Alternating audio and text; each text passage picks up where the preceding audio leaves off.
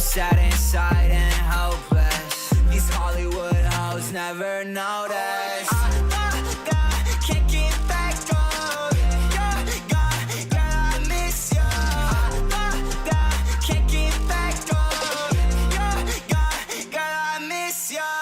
Somehow I woke up out in Beverly, fucked up, smelling like that bourbon. And I had a balloon. I'm not certain. Yeah, the girls impolite in the club every night. That's how it goes when you Hollywood perfect. We are reaching for the stars, but we're making this too hard, and I wonder where you are. Mysterious, that's the part. Well, welcome people to the pros. Well, to the PCM SimGame. We're doing the Cadel Evans Great Ocean Road Race. Bear with me as I get these sorted.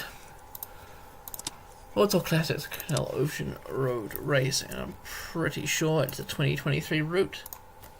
That is correct. Audio is working excelente. Let's have a look who we have on the start list today. Bahrain victorious at their proper jersey. Jonathan Milan, of course, is their sprinter there. Bora Hansgrohe back with their proper jersey. They've got Lawrence Rex, but I think Ivan Garcia will be their punchy leader today.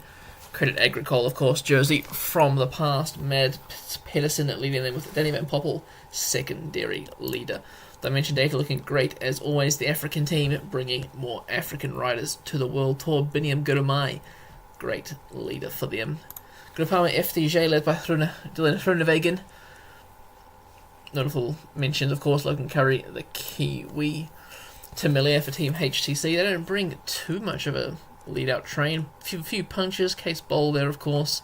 The main man for Miller. Hogarden Farm Frights jersey. Another jersey from back in the day. Pascal Ackermann looking strong as one of the favourites. Few punchy riders, perhaps for a breakaway. Intermarché Wanty with their real jersey. Alexander Kristoff leading them in this race. Lotto Destiny of Max Cantor. Not one of the great sprinters, but will be up there. Matteo Moschetti for Team Mapai GB, who took all their Kiwi riders. Netherlands Lottery, Fabio Jakobsen, he'll be a favourite for today. Red Bull KTM, I say this is a brilliant, beautiful jersey that this is. They're led by Michael Matthews, the puncher, with James Fouché, the Kiwi, to perhaps try something in the breakaway. Sepka Anikala, one of the pro Conti teams, they're led by Samuel Leroy. They're trying to make, it looks like they're trying to make a breakaway happen, if not, make it in that punchy finish. Jesper Stuyven for Santander Vettel Pro Cycling Team. Pelio Sanchez possibly attacking in that breakaway. Oh, Sam Bennett or Stuyven, 50-50 for who will be the leader today. Team Sky bringing back a classic jersey for them, led by Jonathan Narvaez. Lawrence Pithy, of course, the winner of this race in 2024. Fisher Black and Plapp, the other locals. Soudal Quickstep, led by Caden Groves, big sprinter. A few punchy, sprinty riders there as well. Saint Marco Uber looks like they're bringing Sam Clark in to lead. Few iffy riders there. Wild Van Aert, of course, he's there with Team UAE. Team Emirates. He's the strongest there. We grab our simulation rider and let's see what the game says is going to happen. So here's the briefing. Looks relatively up and down. Few mountains here in the end, possibly causing some gaps. Favourites, of course, Wout van Aert, Pedersen, Milan, Girmay, Kristoff, Stuyven, Meus, Miller, Ackermann, and Groenewegen. All those with high sprint and reasonably high hill. Let's just double check the settings. Normal difficulty 1, 1, and 5, so that you guys know everything's fair. No mentions there. Cool.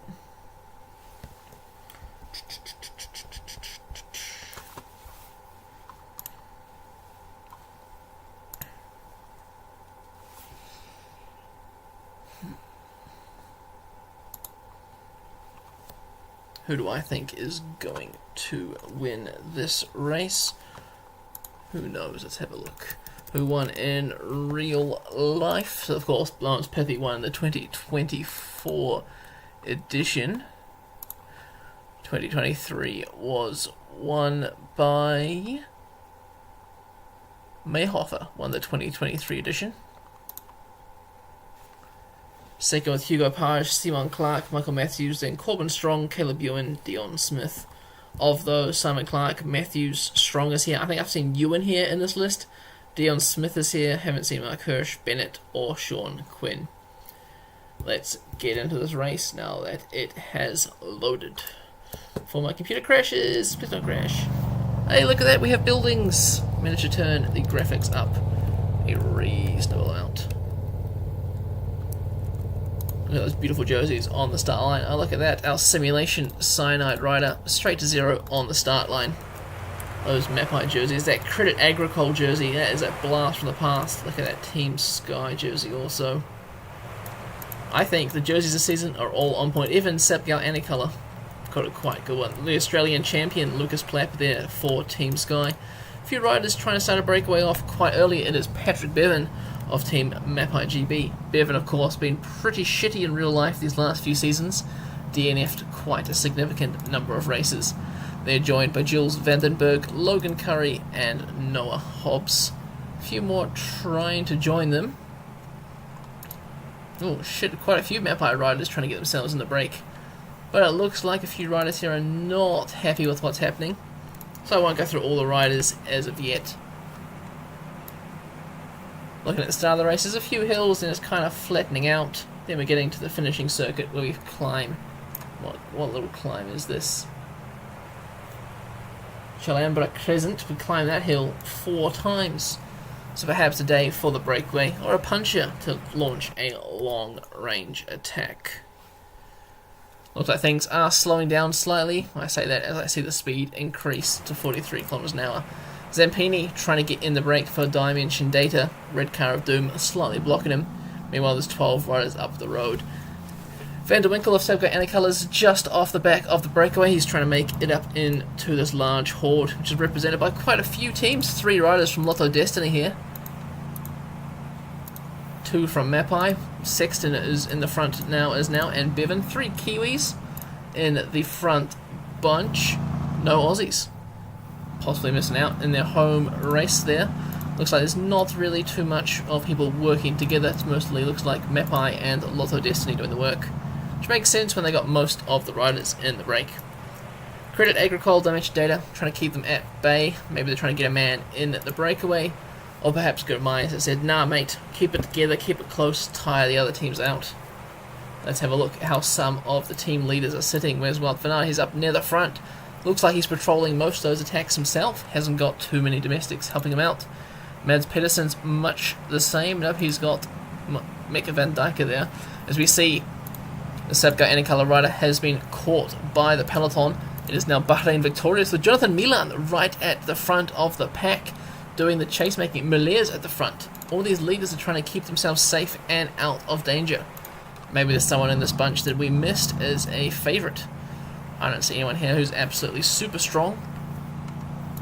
But I do think there will be some very, very tight domestics. We see Sexton and Guttibonza doing really, really hard pulls trying to make this breakaway establish. Liam Slock on the front for Team UAE Emirates. Looks like Wout van Aert now has a domestic to help him out. Still the favourite sitting up near the front here.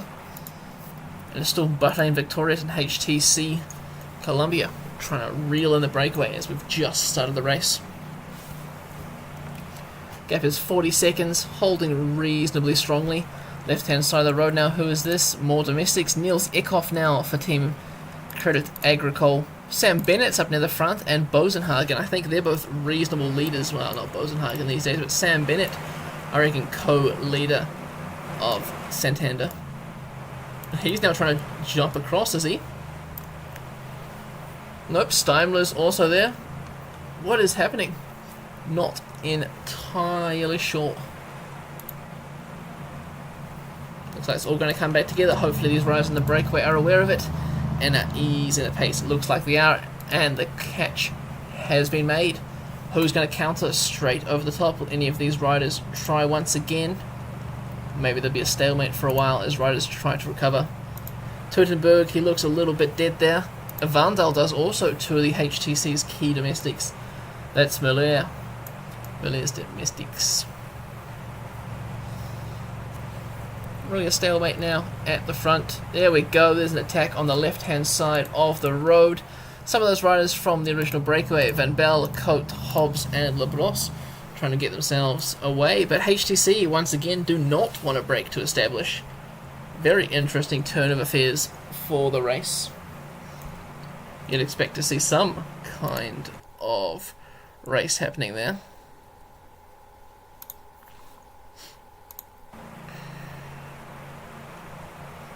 Still, the favourites chilling up near the front and sending their domestics to work. Let's just speed up the simulation slightly. Looks like the breakaway has been allowed to break away now. They've decided that they don't need to chase them at full gas. Here's our breakaway of today. 4 riders. Team Sky represented by Noah Hobbs, Netherlands Lottery by Luca van der Belle. Pierre Cote of GW Shimano and Julien Labros of Sevga Anycolor. Both 4 distinctive jerseys, easy to pull apart from the pack. Wonder how much of advantage they'll get, possibly 3.5, 4 minutes maybe. 3.5 seems to be where it's kind of sitting. As the breakaway, the peloton's decided, yeah, we'll work a little bit, and it's still the same old favourites. And we are exiting the mountains here on this end of the course, halfway around the loop. And what does that do? Does that just take me to the... who knows? Anyway, we're heading along the plains now, along the waterfront, before we get into the circuit race at Geelong.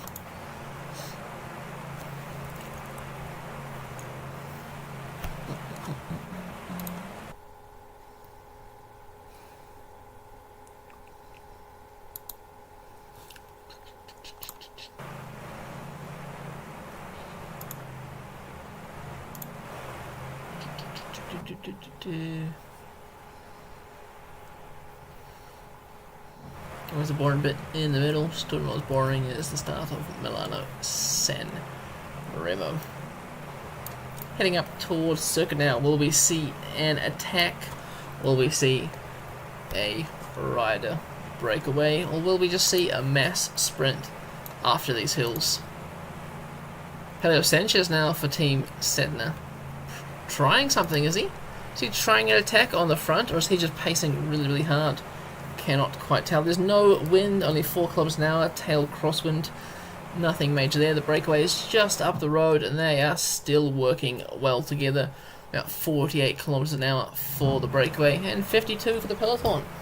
They will be caught.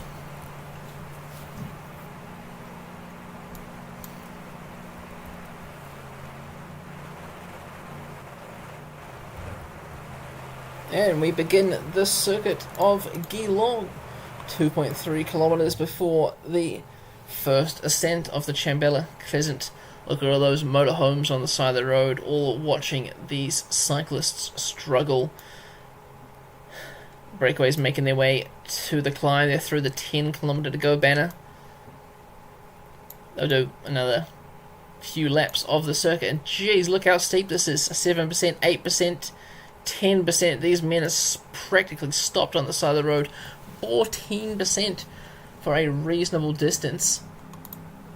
Most of these riders should keep up. Noah Hobbs might drop slightly, but luckily the climb is quite short. But going up this hill 4 times is going to take its toll on the riders. As we head back to the peloton now, Peter Sagan at the front for UAE Team Emirates. Possibly an attack by Kim Hajduk of Team Satna. No. Just rolling to the front, possibly bringing bottles to his teammate there. 54 kilometers to go, gap is holding 2 minutes. And there are some small splits happening, riders just dropping the wheels. There's Caleb Ewan, he rides for EF Education First. And another split further down the back of the pack, who is missing out? Corbin Strong, lovely. Missing out, and a lot of the Lotto Destiny boys, Mick Cantor there. Hopefully they increase the pace and catch themselves back up. Ryan Gibbons, that's a beautiful National Champs jersey. Look at it. absolutely gorgeous. Dimension Data having a beautiful uniform as per always. Breakaway still out in front, minute 44 ahead of the... It's an attack now by the Santander rider. Playful attack, it seems, to try and get the riders to work together to catch the breakaway. Second bunch on the road. They have started working now to try and catch up. Any major players in here? A few second tier sprinters, I'd say. Dan McClay, Gibbons, Court Nielsen, Strong, Shit Strong, Edith Schelling, Dion Smith, States. No one too important except for like half the Lotto Destiny team. Berwick, Plowright, Midway, and Cantor there. We're coming up to the second ascension of the climb, 2 kilometers for the breakaway. Maybe we'll see some riders dropping out as we know how tough the climb was the first time, 14%. And there it is in all its glory. Will we see a push or an attack by one of these riders? No, looks like everyone's just rolling nicely together. If we look back down the road, we should see the peloton just starting the climb. We do. It looks like Price Pitson has pushing the pace, bringing with him Teutenberg. This will be hurting quite a few riders near the back of the bunch as we see a few riders slipping back. Sam Bennett slipping further down the peloton. But really it's the descent where the gaps are made on PCM, as that increase in speed over the top just stretches the whole peloton out. All it takes is one rider to drop the wheel, like in this case here. 9 riders off the back. Narvaez is off the back, Morgadoo, Fisher, Black, Seneschal, Simon Clark, and Mollema. Another small group here did disconnect, but it looks like it's all going to come back together as the Mapai team is chilling at the back of the peloton. Lovely. Meanwhile, the breakaway all looking dead after that second ascension of the climb. They hold about 30 seconds now on the UAE-led peloton as we see Liam Slock launch an attack. He's jumping across to the breakaway. Butrago counters. Butrago, you wouldn't think he'd be a leader in this race with mountain stats, but I guess his end hills here allow for a bit of punch. Sam Bennett is doing the work for Team Santander on the front. Looks like they don't have faith in Bennett today. Instead, looks like Stuyven could be their leader. The original breakaway has set up and the peloton has caught them. Dimension Data is now chasing down the duo of Butrago and Slock as they are rotating around together. Possibly Slock will be a satellite rider for Wout van Aert, who knows. Marco Heller now trying to jump across to this duo. James Fouché, the Kiwi, former New Zealand national champion for Team Red Bull KTM, trying to chase them down. Marco Heller not quite escaping the grasp of Gelders, and Fouché, they have a gap. 3 riders now making their way up to the trio. Tesfazion is attacking. Also, we see an attack from Baroncini and Van Tricht. Looks like a lot of riders trying to get away from the peloton as they're going up the climb. Once again, we see Josh Burnett, recent winner of the Tour de Beauce over in America, and he was with Mads Pedersen, former world champion there of Credit Agricole. Looks like a new gap, a break at the front. I don't know, man. The apparent improvement in the AS breakaway. I don't know, man. It's kind of 50-50 at the moment. The breakaway now has a minute with 9 riders at the front. Josh Burnett of Mapai, probably way out of his depth here, but great to see Mapai represented. He is hugging on to Mads Pedersen's back wheel. Meanwhile, back in the peloton, more gaps are forming on the descent. More riders are being lost out the back of these groups here. Peloton is even a big gap here between the two parts of the peloton. We see Connor Swift trying to jump across to the front. Back where the action is still Burnett and Pedersen out in front, 17 seconds back to a chase group of 7. Further 20 seconds to Van Tricht, and then just behind them is the Sam Bennett-led peloton. Tim Merlier's here, he has 1 lead-out man. Milan's got 1 lead-out man. Wout van Aert chilling by himself. Lawrence Pithy is here. Where is Moschetti? He's not even there. There's Nope, there's not even Matteo Moschetti there. Moschetti is dead at the back of this bunch there. Genietz is there. And it looks like Price Peterson is trying to drag Pithy up to this second bunch on the road. They're about to start the final climb of Chalamba Crescent. Josh Burnett has been dropped. Pedersen has attacked over the top. Burnett's chances of getting a top 10 are slowly fading away. Marco Heller is leading the second bunch up to him. Alexander Kristoff now helping with the pace making.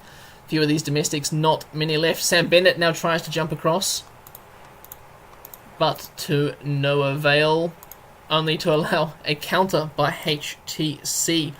Looks like the peloton has joined back up, and there's quite a few riders now here in contention at the front.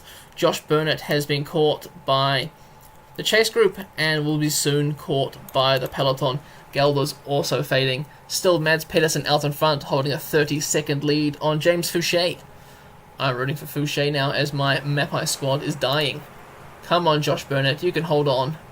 Where is Moschetti? There's Moschetti there. He's in the wheel of Caden Groves. But all the action's happening here out in front. I'm not sure why these three are not working together. Heller's looking dead. Baroni and Fouché need to go around him. They don't want them to slow him down. The group is right on their heels. But it's still Pedersen with 4.3 kilometers to go. Here's a minute's lead. Looks like it's going to be a bunch sprint for the minor places. Abrahamson's here. Stuyven, is he trying to do some sort of damage now? It looks like they have gotten away from the main pack. Another group of 7 up the road. Wout van Aert's having to do his own chasing. Jesper Stuyven has attacked. He's making the last minute ditch to the line. He's trying to get Pedersen. There's 1.6 kilometers to go. Can Stuyven make it up to the front of the race? The second group has started their sprint now. Abrahamson versus Groves. Groves, can he make the catch? Pedersen cannot hold on. Groves comes around at the last second. Pedersen caught on the line by the peloton. Groves wins the Cadel Evans Great Ocean Road Race. Abrahamson second. Pedersen followed by Pithy. Moschetti just outside the top 10 there. All the sprinters making it in a punchy finish. Gurumai in 19th. What a climactic end. Bloody interesting race, I'd say. We wait for the riders at the end. No crashes in today's stage. Guarneri leads the Gruppetto home. No, he doesn't. Get swamped on the line. Who's the last rider home? It looks like that Adam Stoneham of Team Sky. Let's wait for the results to pour in. Here we have it, camera angle of the finish. There's Mads Pedersen coming to the line. He did a brilliant attack, but unfortunately died there in the end. It's the second group on the road. It's just managed to sprint him. Caden Groves takes victory.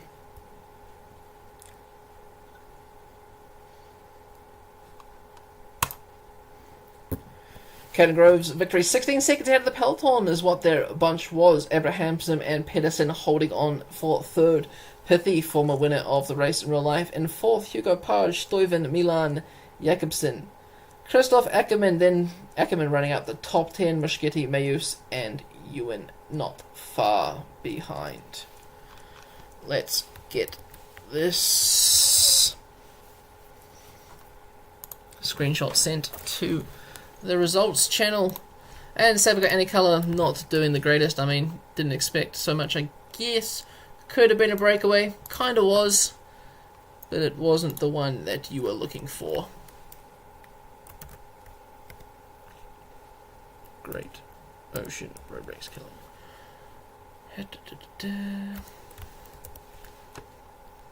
Down to 60 for a 1-day result.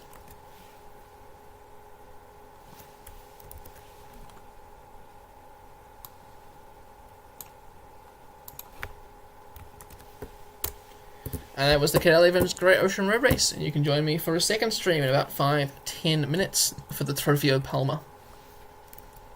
Thanks for tuning in.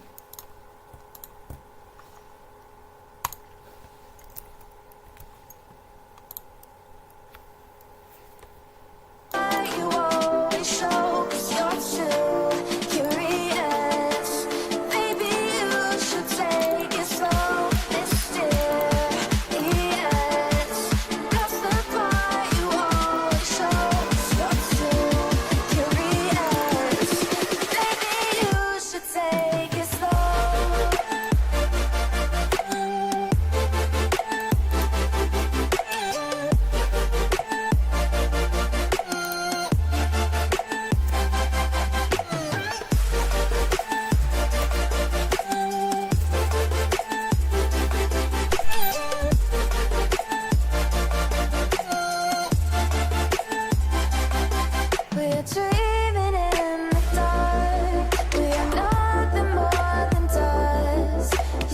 for